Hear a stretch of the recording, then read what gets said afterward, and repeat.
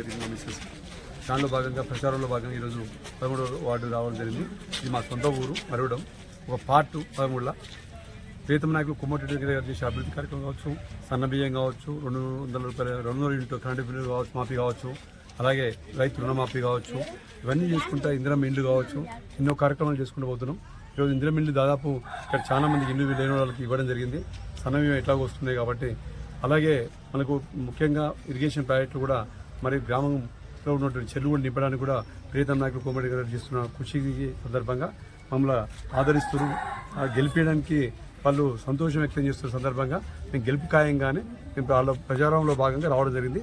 దీనిలో పాల్గొన్న మా కాంగ్రెస్ పార్టీ కార్యకర్తలు ముఖ్యులందరూ కూడా విజయం తెలియజేసుకుంటూ ఇలాగే ఇదే ఉత్సాహంతో 11వ తారీఖు వరకు చేసుకొని భారీ మేయత్వం ముందు పోతాం ఈ సందర్భంగా చేస్తున్నాం.